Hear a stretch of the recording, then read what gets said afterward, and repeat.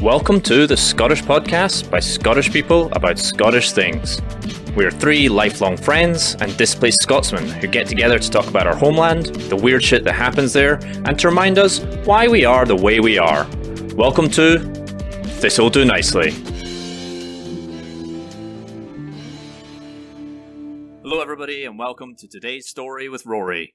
I'm joined by my two lifelong friends, Chris. Say hello, Chris. Hello everyone. And Johnny. Say hello, Johnny. Hello, everybody.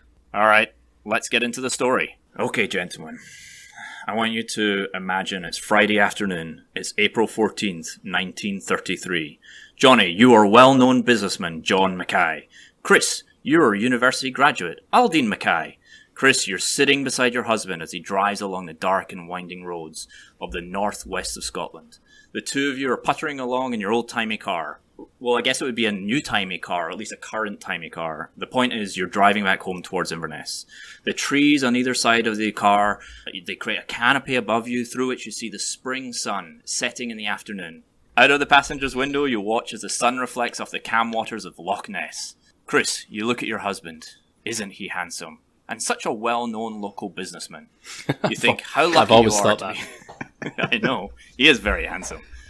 You think how lucky you are to be surrounded by such beauty. And all of a sudden, you look out the passenger's window and you see the reflection of the sun on the lake, the calm waters of the loch. All of a sudden, the water erupts. It's churning and cascading, like a witch's cauldron boiling over with poison and death. You yell to John, your husband, to stop the car. Stop the car! Well, that's very, very good. You really are a professional. John stops the car and the both of you get out. As you look over the loch in horror, you see something the size of a boat breach the surface, moving through the water with uncanny grace. Is it a whale? Is it a giant squid? Is it a monster? That's right, gents. We're talking about the Loch Ness Monster, a.k.a. Nessie, a.k.a. the Killer Kelpie, a.k.a. DJ Ness Monster, a.k.a. Loch Ness Ness, but with dollar signs for the S's. Okay, wow. I didn't know that it had gone, American. Yeah, she's got a hip hop name and a DJ name these days. Wow. Okay. She's totally branded. What do you guys remember about Nessie? I mean, she's sort of baked in my consciousness, I think. Whether I've seen her or not is a different question. I actually think I've only been to Loch Ness once or twice, maybe, in my life. Yeah, have you guys been? I think I've only been once when I was a wee boy as well. I must confess, I've never been to Inverness.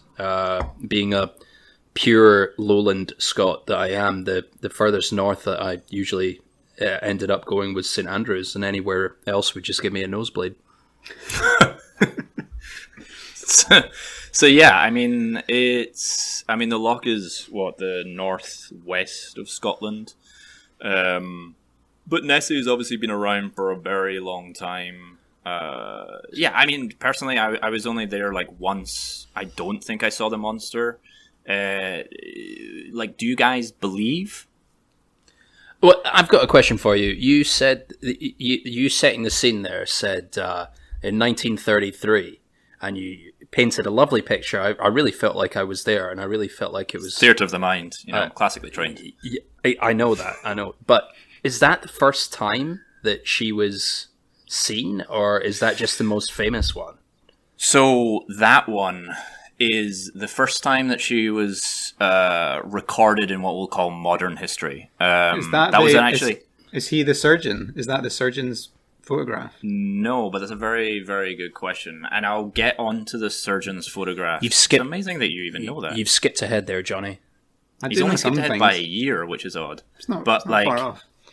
So 1933, there was an article in the Inverness Courier that came out basically describing the scene that I said. There was a local businessman and his university graduate wife were driving along, and they saw basically the water erupt beside them. They stood there and watched it for a minute. They waited another 30 minutes to see if anything else would happen, but they didn't see it. And they described it as a whale or something in the water, but the newspaper described it as a monster. And that was the first time, like I said, it had been recorded in modern history. But it goes all the way back to the 5th century. It's 565 CE when some priest, actually I think he's at now Saint Columbo, or Columba I should say, but I keep on referring to him as Columbo, came over from Ireland. There's a story in his biography that states that he was walking along the loch, he saw a bunch of people burying a dead guy, and he was like, "Ooh, what happened?" And they said he was killed by a monster in the water. Then he didn't believe them, basically convinced one of the guys to go out and swim on the loch as some sort of man bait or something. You've all been man bait for a Catholic, saint, and had to swim across the loch. But so he was swimming across, and the monster apparently came out, and Columba did the sign of the cross and told the monster to bugger off, and off it buggered. And this appeared in his biography 100 years after he died. So there's definitely a question of the validity, considering it's 100 years after the saint himself died. But that is the first recording. And then there's been other sightings kind of through the generations, and then we skip to 1933. So also, it keeps on giving. I saw today there was a new sighting this week. I was looking on Twitter earlier. It's it's just the gift that keeps on giving. It hasn't stopped since. Now, that's the thing is, do you think it's still the same one, or do you think it's son of Nessie or daughter of Nessie? And Nessie returns. No, just how good are the breeding grounds in Loch Ness? Is it like a trout farm? Well, so that was the thing. There was a solid moment where they were like, yeah, it's a dinosaur. 100% a dinosaur. There was a documentary I watched where the guy kept on referring to it as a dinosaur, which I think is just a better pronunciation. Did anybody, given the fact that 1933 was the date, I know that we were still a fair few years off going to war, but, has anybody ever said it was a submarine? That they were testing a submarine? Yeah. There's been all kinds of theories. There's eels, seals, elephants, why would everything. Why would there be an elephant in the loch? Well, there is reporting, so the Romans used to bring bears to Scotland for entertainment, and so they're like, well, if they can bring bears, they can probably bring elephants. Do you think it was an elephant driving a submarine? I think it was an elephant holding a small badger. That's why his trunk was out the water, and the head is the badger. Oh, it's a monster, Ken! But, it's bizarre. The odd thing is that, you would think that there's these stories all around different lakes and different lochs, and people would see these sort of sightings everywhere, but for whatever reason, it is kind of centered on Loch Ness. That is definitely where the vast majority of sightings are. There's definitely some sort of mythos around that loch. I, personally think there was something there, some sort of honestly, just a fat seal or something that was there back in the 30s, hung around for a few years, got everybody excited, and then died. And then it's just the perpetuation of the myth. Yeah, or the seal is found a way to construct body armor and maybe even grown opposable thumbs as well, and has created some sort of mechanism that can let it live forever in some sort of vehicle.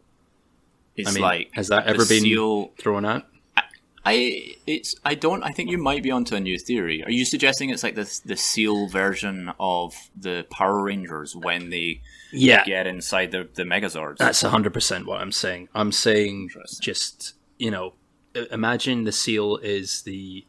let's go for the Green Ranger here, because he had the Dragon Zord, so that's the one that kind of makes the most sense here. And the Dragon Zord came out the water. So, I don't think it can be ruled out. Well, this is the thing. There's other sightings that take it out of the water. There's one person just after 1933, or maybe a couple, that said they saw something waddle across the road in front of them, and they described it like a dragon. There was other people that said that they saw it on the shore of the loch, sunning itself. It's not just been in the water itself. That's just a beaver. Yeah, the road crossing one always gets me. It's one, if you really saw a thing like that crossing a road in front of you, you're going to sort of just stand there taking it in. I can imagine you moving fast in the opposite direction much more easily. Look, if the size of the Loch Ness Monster is to be believed, look, I was in Seattle last year and I saw on a train track a bunch of like the husks of planes without the wings on because the Boeing factory was near there. So imagine the size of like a plane without wings. I'd imagine looks like the Loch Ness Monster. And you notice that. You notice that quite quickly. You don't just kind of have that going past you, just shuffling across the road, and you're like, oh, okay, fine, that's totally normal. There is one story about a guy who was like on his motorbike home, and he was a vet, so it's always like they always give the background of the witnesses because it's like they're more credible if they've got a certain background, and they kept on going on about it, how he was a vet. And then they were like, and he was driving along on his motorbike at 1 a.m. And I was like, well, I mean, he's obviously pissed out of his face. Like, he definitely saw like a large deer and was like, it's a fucking monster. To be fair, the vet might have just come back from the farm delivering, animals. He might not be drunk. He might just have been tired. Look, I don't want to cast aspersions. You're right. He may have just been tired, but like the fact that it's at 1 a.m. was, I think, a little bit relevant. What did the vet see? It was his in the water or crossing No, the street? his was going across the street. Right. Yeah, was running across, and then he said it like slid down into the loch. Guarantee you that is a beaver. It's a big beaver. Yeah. Which makes me feel really bad for all those animals that vet operated on because he didn't have a clue about any of what was up. You bring in a slightly large dog. Oh, that's a fucking Loch Ness Monster. Let me take a look at your horse. It's like, no, Malcolm, it's just a cat. Malcolm, you're going to have to focus. It's no the Loch Ness Monster. It's just a gerbil. But that's the thing. Like, that's why they were going on about the couple that I was describing earlier. That it was in the afternoon, the waters were calm, and they kept on they referred to him as a well-known local businessman and her as a university graduate. And again, I think it's just to support the veracity of the witnesses, but they also ran the local hotel. Yeah, I was going to say, what was his business? Because it starts to add up, right? Yeah, exactly. And the article, they're anonymous and they don't give their names and they don't mention the hotel and all that type of stuff. But you're like, still though, like, had they like, if you go into their accounts, they just bought a whole bunch of merchandise that would be like, I went to Loch Ness and all I saw was the monster. What monster? I'm glad you asked. It says here you pre-ordered this in 1932. Why would you? Why would you do that? So, Johnny, you were talking about the surgeon's photo. The story around the surgeon's photo is the reason that I got very excited about this in its entirety. So, like, after 1933 and that sighting, there was other sightings throughout the year, but people got incredibly excited about it. People were turning up to the loch, they were camping out, they were sitting watching the loch the entirety of the day and night, waiting to try and see this. So much so that the Daily Mail hired actor, screenwriter, director, and big game hunter Marmaduke Arndell Wetherell to go and hunt for the monster. So, that's good journalism right there. That's a good feature. Right, you got to chase the story. Yeah. If the story's not gonna make itself, you've got to make the story, right? That's Also, if anyone's gonna catch it, it's someone called Marmaduke. Marmaduke, yeah. The photo of him's amazing. It's like him with like one of those wide brim hats, staring off into the distance with a camera with a monkey on top of it, and it's just like, he's our guy. He's definitely going to catch the monster. Is he like from South Africa or something, and he's just been imported in? He just had a cameo spell in Ace Ventura 2. He was from South Africa. Right. Was he actually? Like, I know you're joking, but he was South African. If you want to go find some big game, I'm your guy. The guy from they did in Jurassic Park, who's like the raptor hunter. He's like the kind of pro hunter. It's like that. That's your like stereotype, right? It is the 100%. Stereotypical guy. Well, he was an actor as well. Like, I'm pretty sure the big game hunter part of it was like, when actors are like, yeah, I can do kung fu. Yeah, I can ride a motorbike. Yeah. Oh, yeah, I'm a big game hunter as well. Definitely. That the equivalent would be if this happened now, they would get Joe Exotic to do it. Yeah. 100%. Yeah. And he would just, it would be horrible. he'd end up doing creepy things. I would have found the monster if it wasn't for Carol fucking Baskin. But so they sent up Marmaduke, and he went up there with his camera crew, went looking for the monster, and literally within days he was like, I've found the monster. I've found footprints of the monster on the shores. And he did find these big, like, 3-toed footprints that he took plaster casts off and then sent them to the London Natural History Museum, I think technically the British Natural History Museum, to kind of analyze and study and find out, like, what type of animal this is, what type of monster this is. And so this is like a year after. This is like December 1934. Everybody, like, Nessie fever is, like, you know, going through the roof. People are going bananas over it. And then within, I think it's like a couple of weeks, the Natural History Museum comes back and is like, yeah, it's not a monster foot, it's a hippo foot. And I mean, you guys know how, like, well known Scotland is for its hippos, so it makes sense. Vicious population. Yeah, I mean, like, they're wild. Like, you know, we have to have those cullings pretty regularly. There's more hippos than there are grouse in Scotland. It's really becoming a problem. So am I to assume that this South African chancer came over here with a hippo print already in tow, and it was like, I'm gonna get one over on the Brits, and I'm gonna get this hippo print. Well, yeah.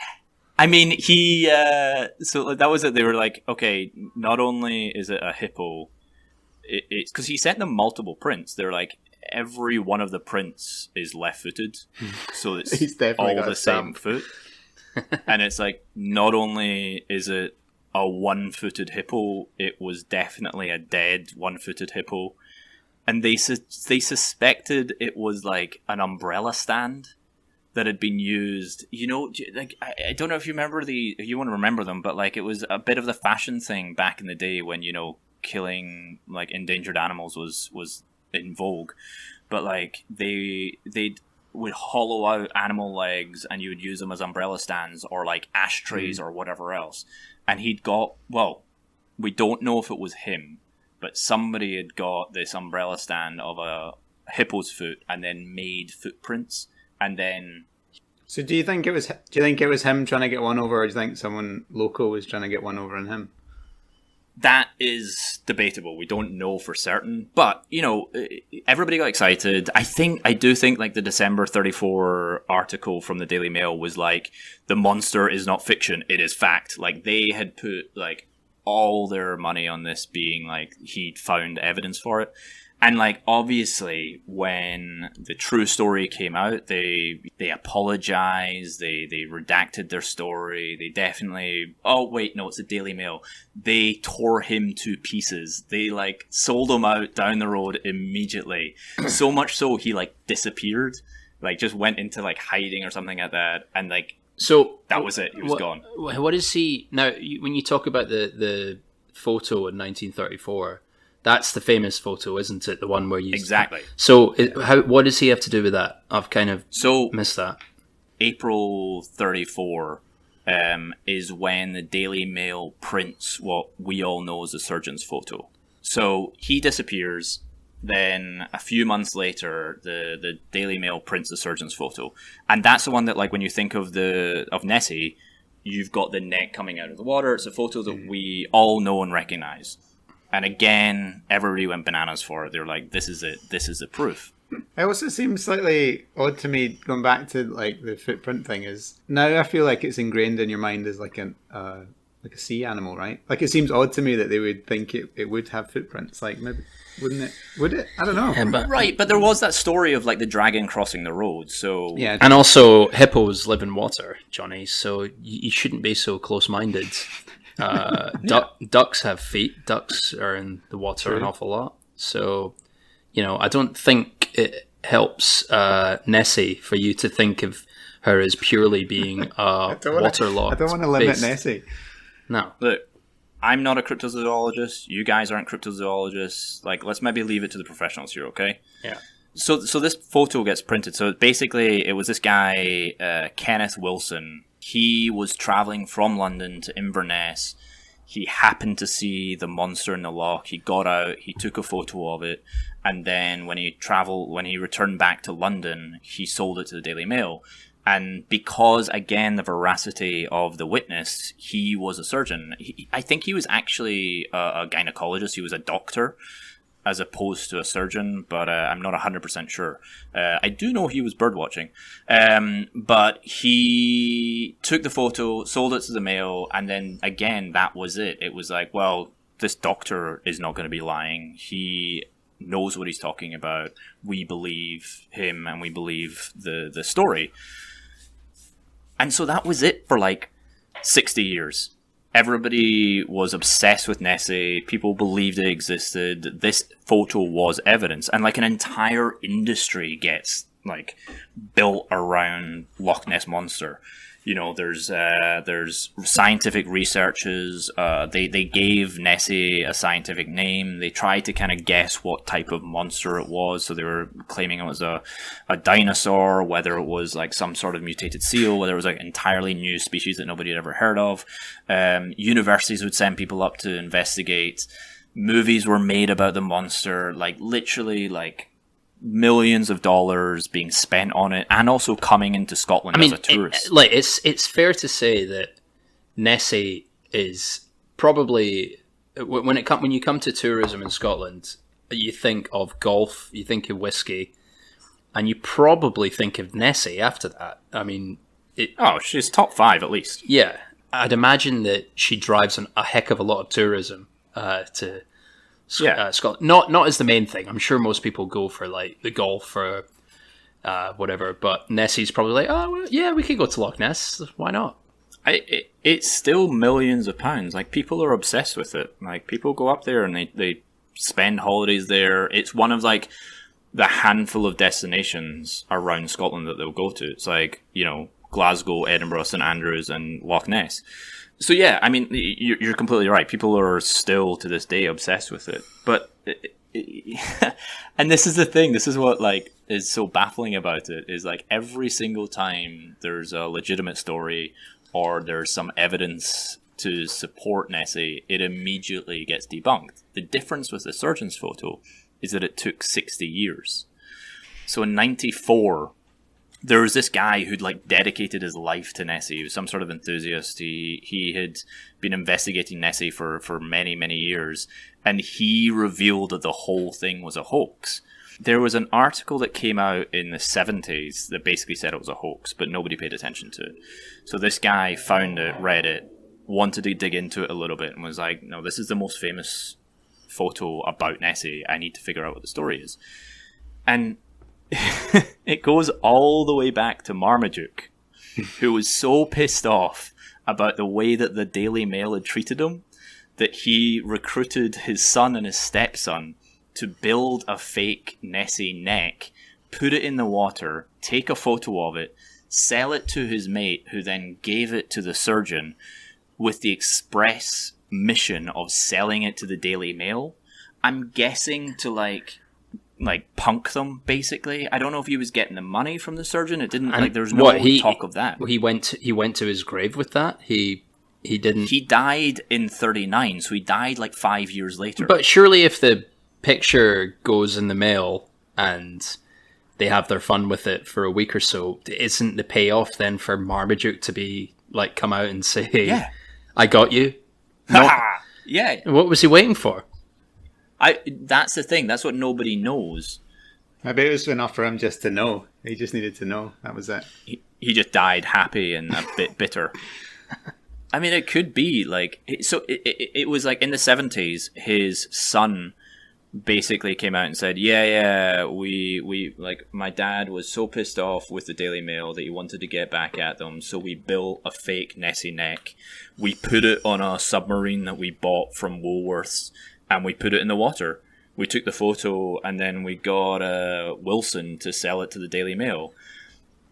Was the surgeon in on it, or was he giving it as if it was a real thing? Yeah, no, he was in on it as well. Like, everybody, there was like, all in, there was like 5 guys that got involved with it. It was Marmaduke, his 2 sons, a colonel who was a mutual friend of Marmaduke, and the doctor. It sounds like a Coen Brothers caper that needs to be made. That's what I mean. It's insane. And then the last person, so it was then verified again in 94 by his stepson, who basically had a deathbed confession. He was like 94 and it was like, yeah, we made it all up, mate. Like, none of it was real. It's bananas.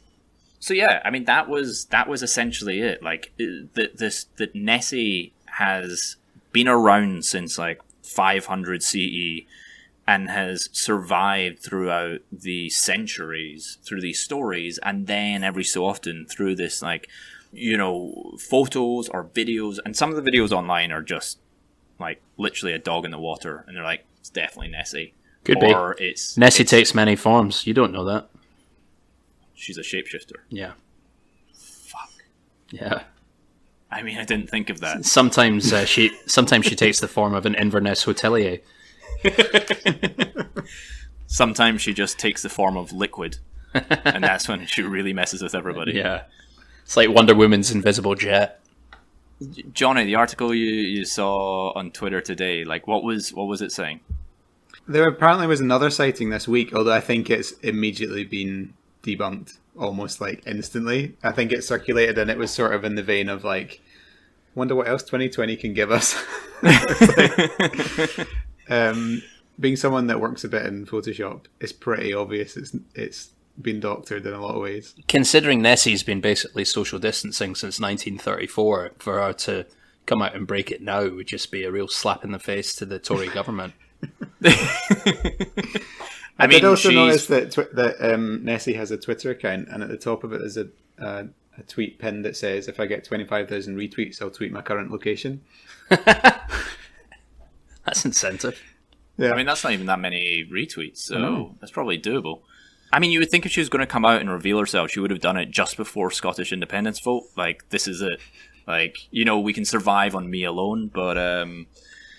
Well, she might not be a fan of the Scottish National Party, of course. She could be a staunch fan of the Queen.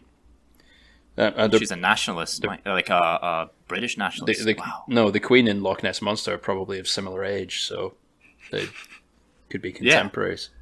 I mean, that makes sense. Yeah. What do you think it would do for the tourism industry if she was found? Well, I'd imagine it would be a Jurassic Park scenario where they would build a park around her. They would get loads of tourists there, but then there would be a catastrophic electrical failure caused by a storm, and Nessie would just end up eating half of the people there. Would it continue to the terrible sequels and her be in New York at some point in time, just wandering through people's I'd imagine she would end up in New York at some point, yeah. Chris, you were taking a look at some of the... I mean, Nessie's so big, she has spawned cousins. She has cousins in Scotland. She has cousins around the world, but I also think here in America as well. Yeah, so... Like, I did a bit of cursory research here, and I would like to say first and foremost, I do not know if Nessie is the OG here, if she is the one that has spawned most of these, or but she is clearly the most famous. But just to reel off a couple of the ones that have zero imagination, we've got Tahoe Tessie, who is one that resides in Lake Tahoe. UC Davis Research Group has previously attributed the claimed sightings of this monster to trout. So I don't know how impressive it can be. Then we've got Chessie, who is a sea monster that lives in Chesapeake Bay. Again, it's a serpent-like creature with flippers. It's basically the same thing. Speculation includes a mutant eel, or maybe anacondas that have escaped, or slightly less exciting river otters, or even a visiting manatee. And in Michigan, they have Bessie, which is the name of a lake monster in Lake Erie. I mean, there's a bit of a theme developing They're here. not even trying. Yeah. As far as like other ones that I liked, going kind of a deep dive in this, we've got to give Canada a bit of a shout out. And I think this explains things, because Canada is sort of like the Scotland to America's England. I think it's colder. I think there's less to do there, and people's imagination runs wild. So, and probably a lot of Scottish people ended up in Canada from several hundred years ago. So they've got... Well, there is Nova Scotia. Exactly. They have the second most famous lake monster after Nessie, apparently, which is the Ogopogo, which is a monster that inhabits Okanagan Lake. I'm sorry if I've butchered that, in British Columbia. And apparently it was seen as recently in 2011. The Vancouver Sun ran an article saying that a man from there had video proof that it was real. I must confess, I didn't really go and do much more research on that because I wasn't, my heart wasn't in it. Did you watch the video? No, I didn't. Canada also apparently has the Manipogo, which is a monster that lives in Lake Manitoba. And not to be outdone by the other ones, they've got Cressy, which is a eel-like monster in Crescent Lake. So Canada, Canada's got Scotland sort of on the ropes here, but Scotland does have a couple of extra ones, which I personally wasn't aware of. They're sort of like Nessie's little sisters. Apparently there's one called Morag, which is a loch monster in Lake Morar. And then I can't pronounce... I had no idea, but I did find out about Morag. Yeah. Did you read about Morag at all? I didn't get much on her. I just saw that she was a sort of similar type of deal in Lake Morar. But, I mean, there's another one which is a Gaelic one called, I think it's pronounced Muckshilk, which is a loch monster in Loch Marie. But Nessie's clearly blown them out the water as far as publicity goes. The 3 people in Scotland who still speak Gaelic are very angry at you right now. Yeah, I know. I got to confess, I don't speak Gaelic, but, I read about Morag a wee bit, just because, again, I hadn't heard about her either, and she's just down the road from Nessie, and you're right, it's a very similar story, like, she's another humpback monster, she was more of a death omen and blah, blah, blah, but my favourite part about it, like, there's various sightings about her until 1969, where 2 fishermen were going across the boat, and they were like, yeah, we saw a monster, it hit our boat, so we shot it. And then the stories just stop after that. It's like, oh, nice. Thanks, guys. Good work. Thanks very much. Yeah, that's definitely a case of them having far too much to drink and hitting a river otter. It's just a large seal, yeah. I got to say, in my extensive research as well, though, I need to give a shout out to 2 more monsters here. When it comes to sea monsters, this one just really tickled me. The monster of Lake Tota, which is in Lake Tota in Colombia, and it has the best nickname of any monster I've found so far, which is Diablo Balena, which is the devil whale. And apparently the earliest sighting of that was made by a conquistador in the 1700s, described it as a fish with a black head like an ox and larger than a whale. And finally, sorry to labour the point, got an honourable mention here, but Rory, you and I were joking on Twitter about this this map of the different monsters in America, and we saw one that looked like a straight rip-off, which was the Pope Lick monster, which sounds exactly, like it's just the Loch Ness Monster, but just a stupid name. But upon further research, I found out that it's basically just Man Bear Pig from South Park. Oh my god, that's amazing. It's a part man, part goat, and part sheep creature that apparently lives below a railroad trestle bridge over Pope Lick Creek in Louisville, Kentucky. According to some accounts, it uses hypnosis or voice mimicry to lure trespassers onto the trestle to meet their death before an oncoming train. But others disagree. Wow. Jesus. Yeah, and others disagree and claims it just jumps down from the trestle onto the roof of cars and kills people. It just sounds like a poor man with a mental illness. It's South Park meets Supernatural, I think. Wow. Are there any comparisons that have pulled in as much tourism around the world? I suppose there's Bigfoot in terms of like unseen things, but not so associated with like a place, right? I'm not going to lie to you, Johnny. I didn't do extensive research on this. This was about an hour's worth of scrolling on Google, but I think Nessie is probably the biggie. I mean, Bigfoot, yeah, or the Yeti. I mean, I know when I was in Oregon last year, they really kind of made a lot of that, but until I'd been to Oregon, I never associated it with Oregon. I just thought it was kind of this general beast that lived in the American wilderness somewhere, but that's maybe just ignorance on my part. But the Canadian one that I mentioned apparently is the second most popular. But even I think Canadians. This is probably... like a 2-team league, you know. It's like Bigfoot, Nessie, and then a big drop off before like you get third place. I suppose you got the Abominable Snowman, don't you? I thought he was just a version of Bigfoot.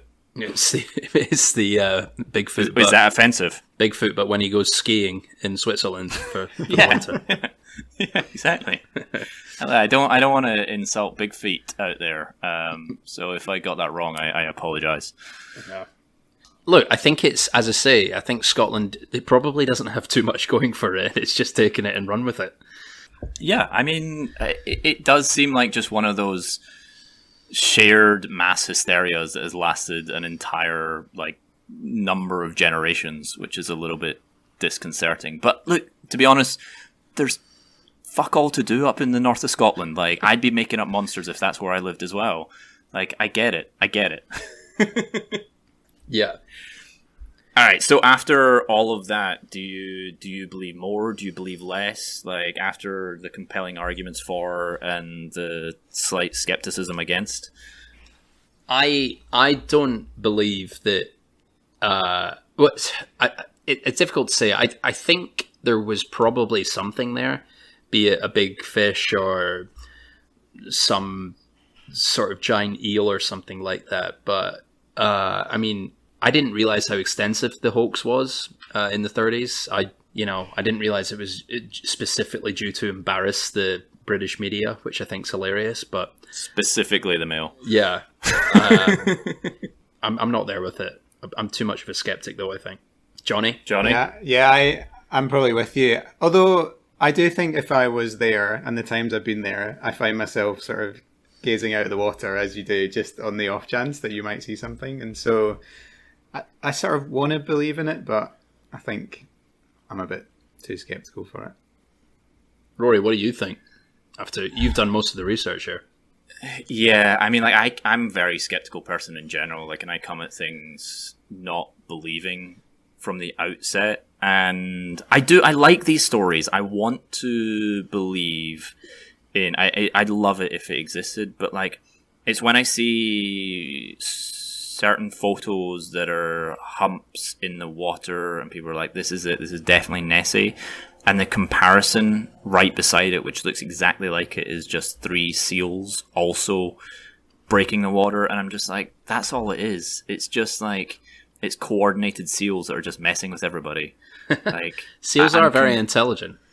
Yeah, exactly. They can bounce balls on their nose, and they can also pretend to be a mythical beast for multiple centuries. I wish it was real. I just don't think it is the case, unfortunately. But you encourage future tourists to visit Scotland to make up their mind on their own, just in case we get picked up by the Scottish Tourist Board or anything, and this ends up being people have got to make their own minds up, and the best way to do that is to explore it for yourself. Go visit Scotland. Not only that, I want them to prove me wrong. .com. Like I said. I do, like I said, I want to believe, I want it to be real.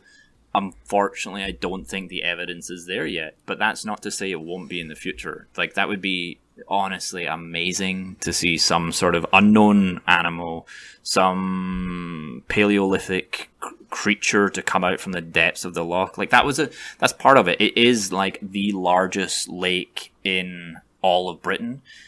Yeah, maybe there is stuff down there, and like, there's still, you know, certain like sonar pings that they've done that they can't explain. There's certain photos that can't be explained. So yeah, maybe there is something there, and I really hope there is. I just, like I said, I don't think the evidence is there yet. So yeah, that's all we have for today. Yeah, I guess it's time to say goodbye. So Chris?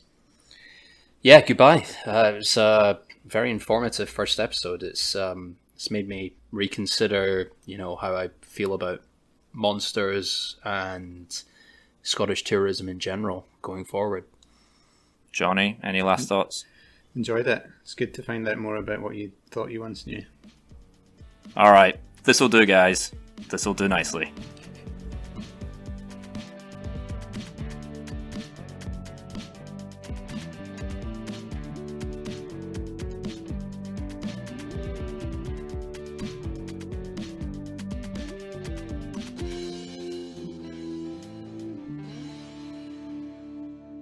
Hello! Thanks for listening, everybody. Just a couple more things. Please don't forget to subscribe and review the podcast on iTunes and Spotify and all other podcasting apps. You can email us at thistledonicelypod@gmail.com. Visit the website, thistledonicelypod.com. Visit us on Twitter at thistledopod. All original music in this podcast is written and performed by our very own Johnny Naismith. Please like and subscribe to his YouTube channel and follow him on Instagram at JAW_KNEE_. Loves, hugs, and kisses from the Thistle Do Nicely pod.